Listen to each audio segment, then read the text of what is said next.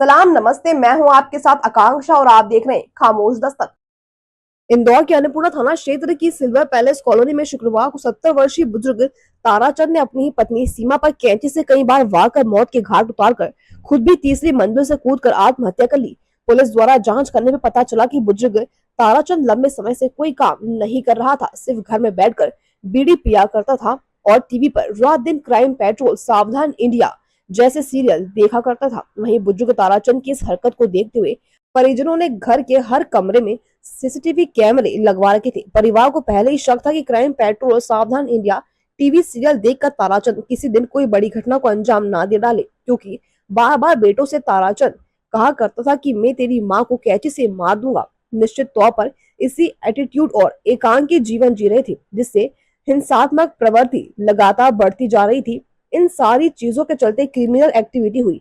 एक बहुत पुरानी कहावत भी है कि खाली दिमाग शैतान का काम होता है। जी हाँ, इन सभी चीजों के चलते 70 वर्षीय बुजुर्ग ताराचंद ने अपनी 65 वर्षीय पत्नी सीमा की कैंची से कई बार वार कर हत्या कर खुद भी तीसरी मंजिल से कूदकर आत्महत्या कर ली। बहरहाल टीवी पर क्राइम पेट्रोल, सावधान इंडिया जैसे सीरियल में क्रिमिनल एक्टिविटी को ही दिखाया जाता है, जिससे कई लोग अट्रैक्ट हो जाते हैं। वहीं ताराचंद को भी यह पता था कि क्राइम करने के बाद क्रिमिनल का क्या हश्र होता है। यह सोचकर बुजुर्ग ताराचंद ने भी आत्महत्या की होगी।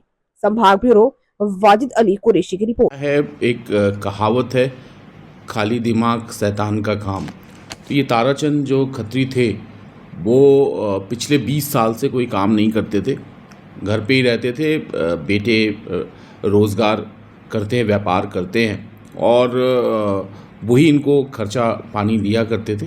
ये रेगुलर बीड़ी पिया करते थे और ड्रिंक किया करते थे और लगातार मोबाइल पर और टीवी पे क्राइम पेट्रोल और सावधान इंडिया जैसी चीज़ें देखा करते थे और हिंसात्मक जो प्रवृत्ति थी वो लगातार तेज़ी से इनमें बलवती हुई थी पिछले कई वर्षों से। इसलिए घर वालों ने हर कमरे में सीसीटीवी कैमरा भी लगा रखा था कि कहीं कोई ये घटना ना कर दे, क्योंकि ये बार बार ये कहा करते थे कि मैं चाकू मार दूंगा, कैंची मार दूंगा तुम्हारी माँ को। ये बार बार ये कहा करते थे।